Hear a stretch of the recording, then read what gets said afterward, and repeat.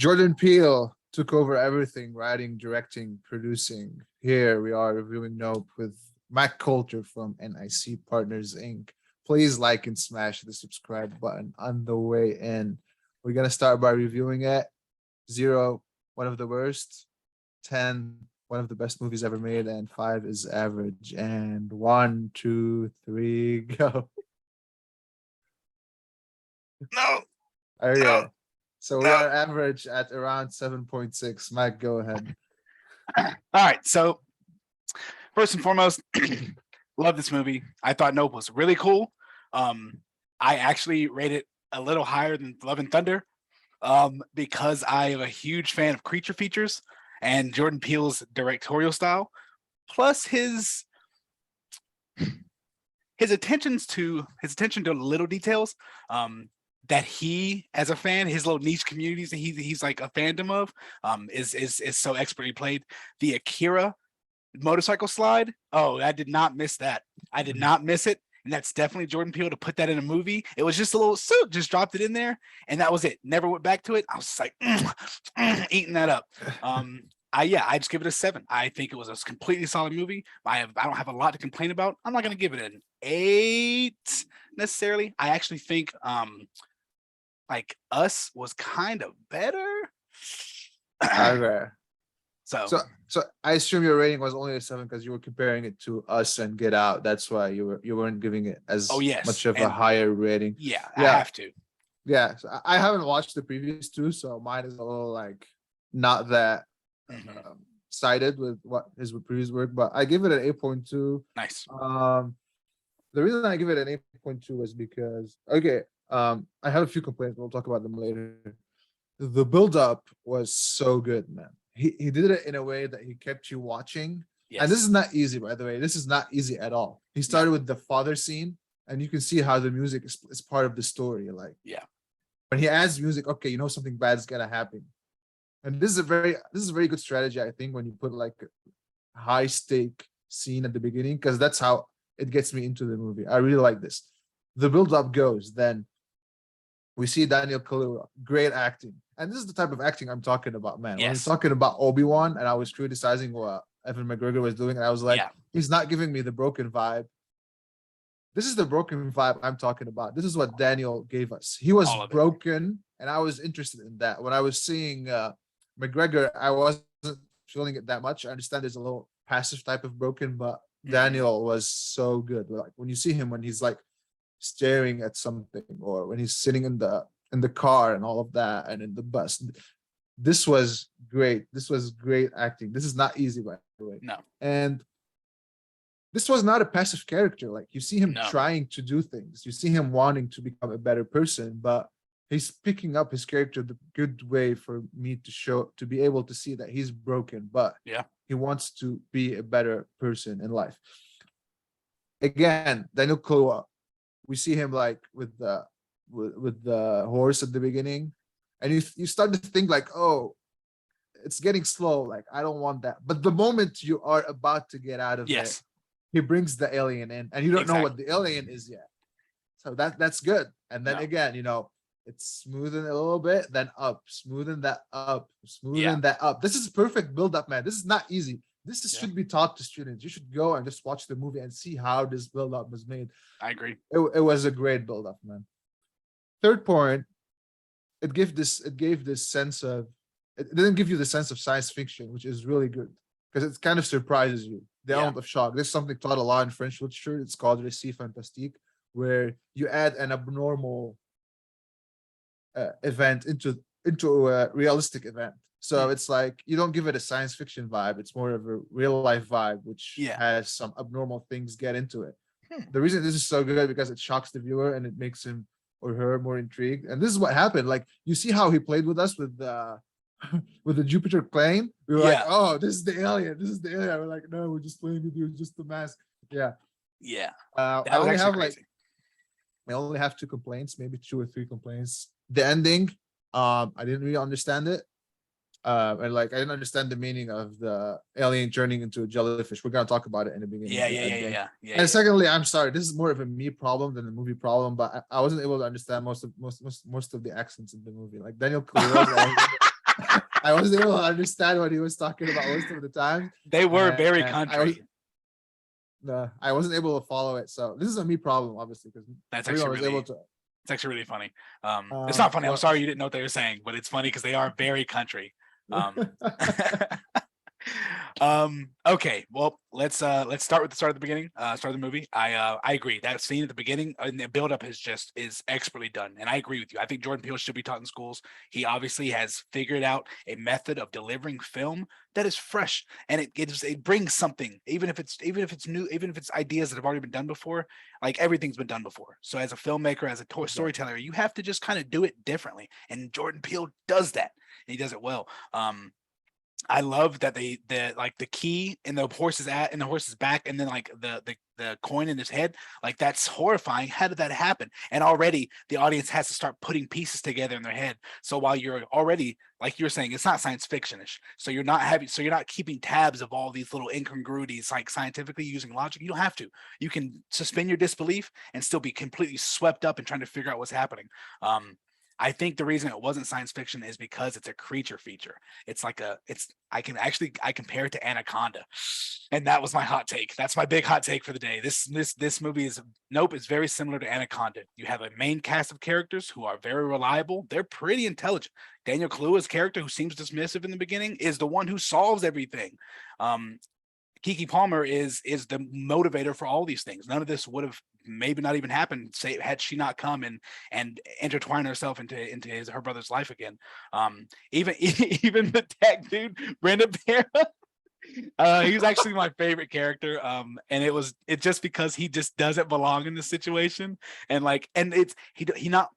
he doesn't belong in the situation narratively, and they actually reference it multiple times in the story. She's like, "Shut up, you don't live here." And it's like exactly, bro. But he's so invested. Phenomenal movie, phenomenal actors. Anaconda, back to what I was saying.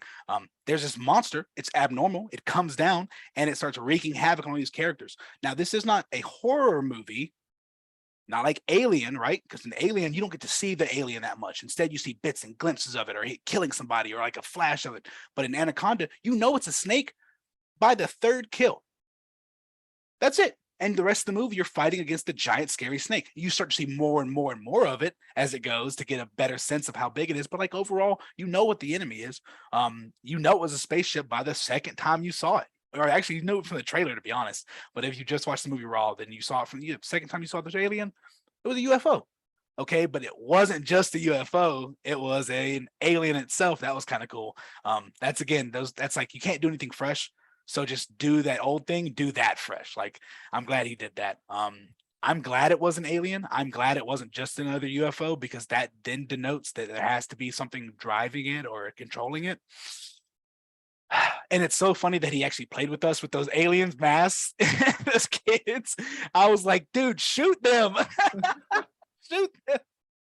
And they were kids. And I'm like, dude, this movie's, it plays with your expectations, but sometimes you can play with an audience's expectations and set them up in a way where they're not satisfied with the ending. And that's just not anything that happens here. This alien is it's a little spooky because you just don't really understand anything about it. That's the issue, is you don't know anything about this alien aside from it eats people and horses. This is exactly why, like, this movie for me should get a higher rating, because the comedy in it also, it's well picked. You know, when you look at the tech guy, when I look at the tech guy, for example, like he was funny, like he was adding to the movie, and it wasn't like, let's just compare it to last week's movie, which was Thor. It wasn't like a type of forced comedy like they were doing in Thor, where like just keep throwing jokes. It was well picked.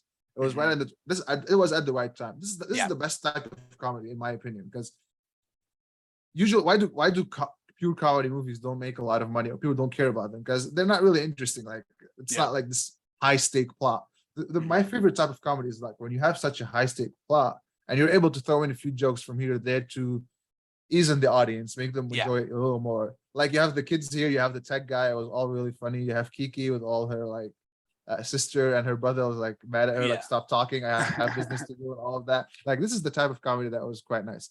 At the start of the movie, by the way, I didn't notice that the movie started because it starts with the monkey, right? I didn't know. I thought it was an ad. I was like, okay, let me just keep texting. Was that on purpose? He was trying to like distract us from. I didn't know why he did that. Yeah. What'd you think of it? I thought the monkey scene as well as Daniel Kaluuya's character, how he like wrangles horses. I knew I picked it all up by like I think I was about 45 minutes in, maybe like an hour in, and I was like, oh, it clicked. I understood the whole movie. Because when I saw the monkey scene for the second time, I was like, dude, why do they keep showing this monkey? What is going on? And then I saw the monkey attack, and I was like, oh, it's the same thing. The monkey Gordy in his attack, speaking of which, let me get my man out here. The monkey Gordy in his attack on that set is, I mean, it's a direct it is a direct metaphor for what is happening here. That's a wild animal they have brought into this environment, and instead of letting him do wild animal things, they instead put him on a schedule, and so eventually they rub him the wrong way and he snaps. Well, that's what happened to this alien, the UFO. The Junipers were had the alien come and were selling, where he kept buying the guy's horses because he was feeding them to the alien, because he was having people come and watch the alien feed. That's why the UFO never left that cloud. It stayed in that one spot. Of course it did. It's being fed. But what happens if you keep feeding a wild animal? It's going to want to be in your area. But that was a territorial wild animal, like Gordy was. And instead of beating people to death with his monkey fists, he sucked them up into spaceship hell and ate them, which is also a nightmare in and of itself. I would probably rather fight a chimpanzee, to be honest. By the way, I didn't realize this interrelation between the monkey and the spaceship. Now that you mention it, I notice it even more. This is the thing about this movie. He kind of wants you to work hard to get absolutely. what he wants. Now, is that a good thing? Is that a bad thing? You can argue either way. Yeah, you can argue. Again, who's your audience? Is it like a bunch of experts or just a bunch of people who want to watch exactly something easy, chill, and like, yeah, this is a big argument to go for. This is not a passive movie. It is not. You definitely have to watch it. Exactly. Yeah. I definitely agree. Go ahead. I like Daniel Kaluuya's character. He tells us, he's like, yeah, this is a wild animal. You don't control a wild animal, you have to make a deal with it. And so the rest of the film, he's like, basically like whenever the alien flies over, he doesn't look it in the eyes. He puts a flag on it. He knows the flag made it sick that one time.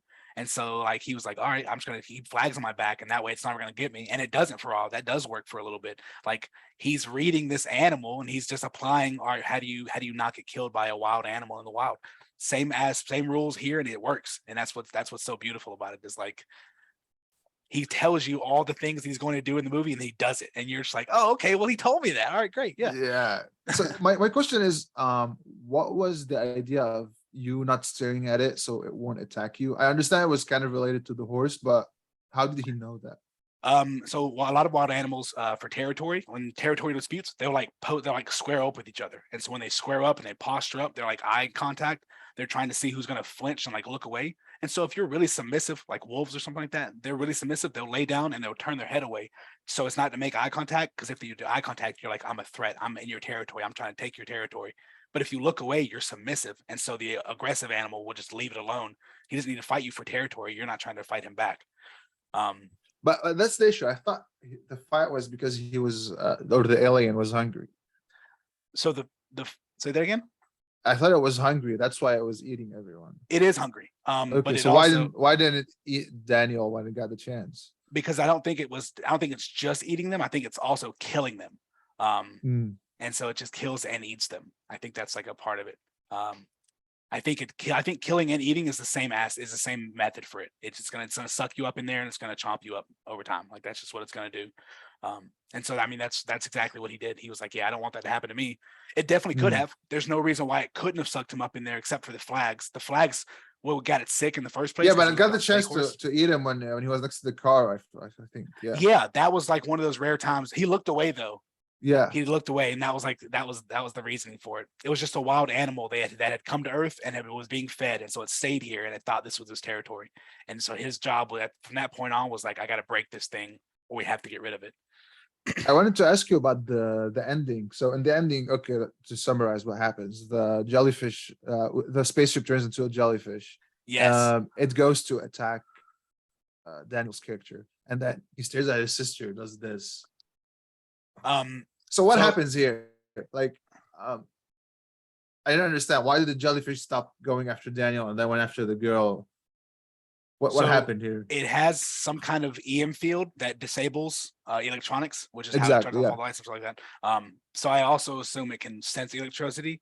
At one point, he kind of turns the as soon as when he's looking at her, it's like flying over her, and eventually he starts making noise and riding, and then it goes after him, and that gives it like floats towards him, and as soon as it gets out of range of her, she can turn her bike on and drive off. Yeah, yeah. So that's that. I mean, I think, was that your question?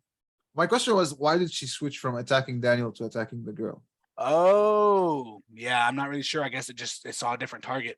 Also, I think, did he still have the flags on at that point? No, I don't No, think he so. didn't. Did he? No.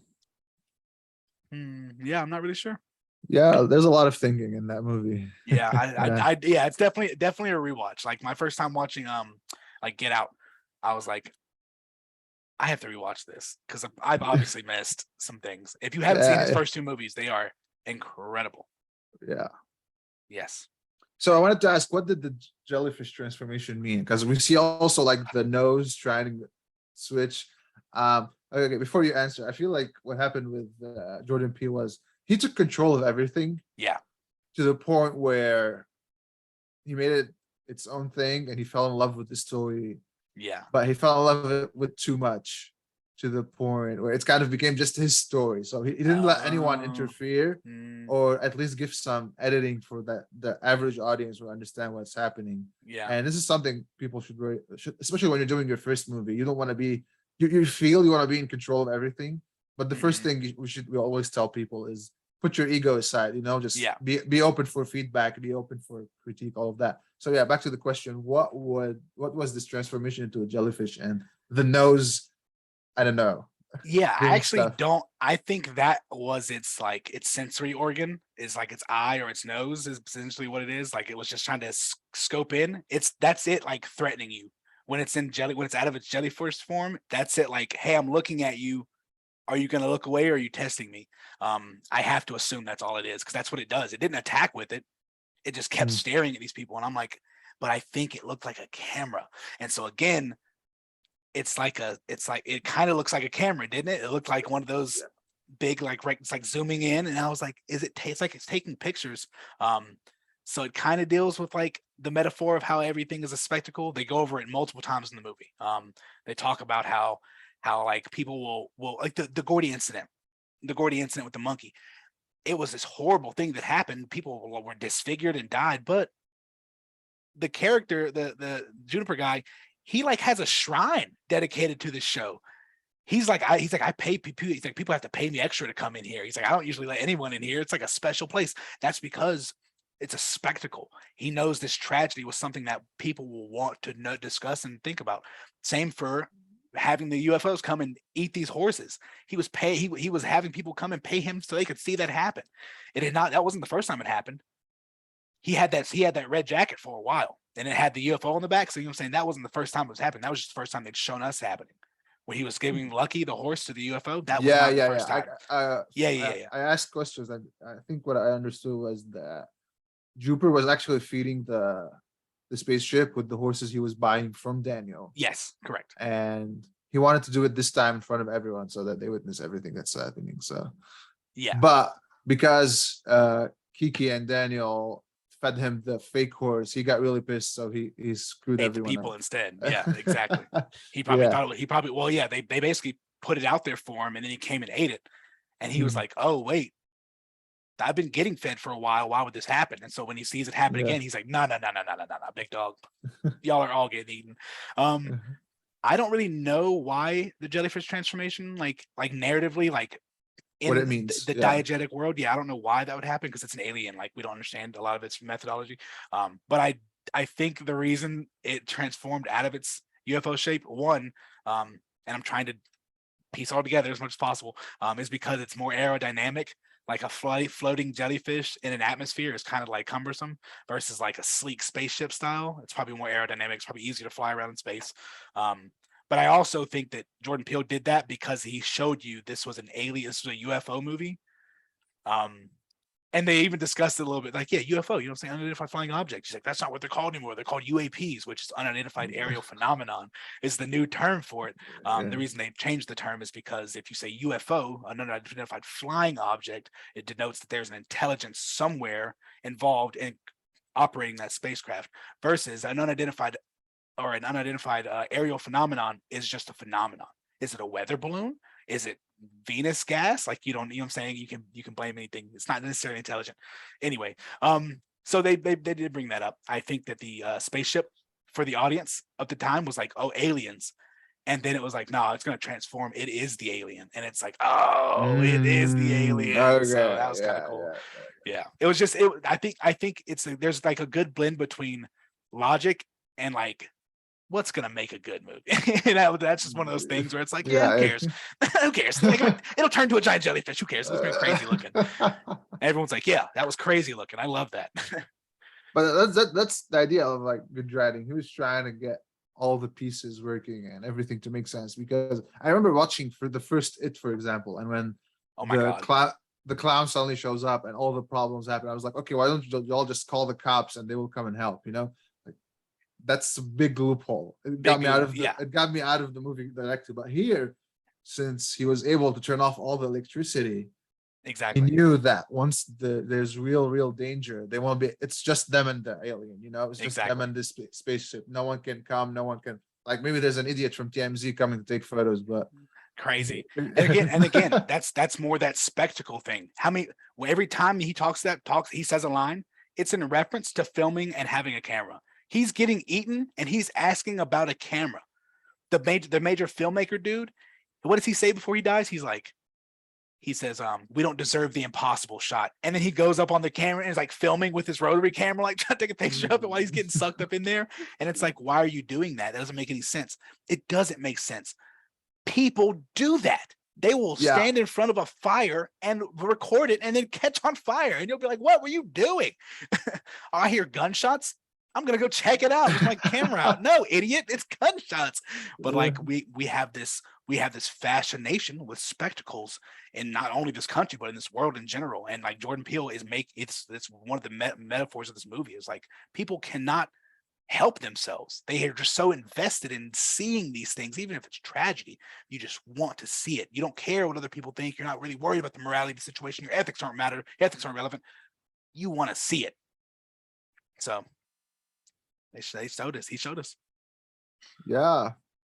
Anything else? I think that's it for me. Like it was good comedy, good music, good build up, good acting. It was maybe funny. Like few complaints. Yeah, go ahead. It was funny because Jordan Peele is funny. If you ever watch any of the old Key and Peele skits, some of them are hilarious. Some of them are crazy funny. They have like legendary skits on there. And it's because they're both funny people and they're both right. They both write the funny jokes. And so of course, like any Jordan Peele movie is going to have some pretty high level comedy just because he's such a funny person. He's so smart, funny. He can deliver these jokes. And like you said, he definitely took the range of this movie. So it's all throughout. His personality is all throughout. I noticed anyway that, you know, you should adding comedy is always a plus. You just have to know how to do it. Like, if you try to be dark, I'm not saying it's bad, but the comedy will definitely, a small comedy will definitely add into it. Just don't overdo it, like, or force it, like Thor was doing, or or anything. Cool movie. It was a really cool movie. I had a sick time. I'm looking at Jordan Peele again. Just keeps on making bangers. And I mean, eventually, maybe one day he'll make a bad movie, and then we can be like, "Thank God, the curse is broken." But until then, if he wants to make a movie and put his hands all over it, by all means. Maybe my final question is, why was there so much hate? Oh, because people don't want to like things. I'm convinced. I don't know. I'm convinced. I'm convinced that people don't want to like things. I'm convinced when people go watch these movies, if it's not an incredibly passive and action-packed visual feast, they don't care. I talk to people. Oh, between actors? You mean active, not passive? They want it to be active. Oh, no. People want passive movies. People don't want to think during the movies. People are lazy. People are lazy. They don't want to be involved. They don't want to think. They don't have to do any work. They want the movie to sit down, show them everything, and tell them everything. And if they don't get all that, then they're going to be like, well, where's my origin story? I don't have an origin story for these 5 characters. Like no, they're dead. You don't need an origin story for these dead characters. But like, you know what I'm saying? People are lazy. I don't know why people are lazy. Yeah. I don't know why I think that's I mean, definitely if you go to this movie and you're like, I don't know, you're like a little asleep or a little hungry or you're not feeling it, Yeah, you're gonna you're miss not it. gonna like it. Yeah, Yeah. because yeah. But I mean, Yeah. people say they didn't like crazy movies like Watchmen or like The Last Samurai or something crazy, and you're like, these are legendary movies. How can you not like? People don't like Braveheart. Have you seen Braveheart? We don't have to like Mel Gibson. Braveheart is gas. It is a crazy good movie, and people just don't want to like it. And it's like, oh, what was wrong with it? I think people said this movie was too slow. When people were getting sucked out of the sky, it was never slow. You're always in danger. Like, You literally had someone die in the first scene, so yes, and it was that it wasn't was super slow. sad. Yeah, it was real sad. Even like the comedy parts weren't down because they were like, oh, kind of funny. I don't know. I thought it was a cool movie. I would rate it higher to be honest, but I've seen a lot of movies, and so my standards are incredibly high. So like a 7, if I Yeah. say a movie's like a 7, like please understand that's a huge compliment. Like I recommend recommend you see this in theaters. I recommend a 7, you go pay some money and see in theaters. Perfectly fine. A 6, you can wait.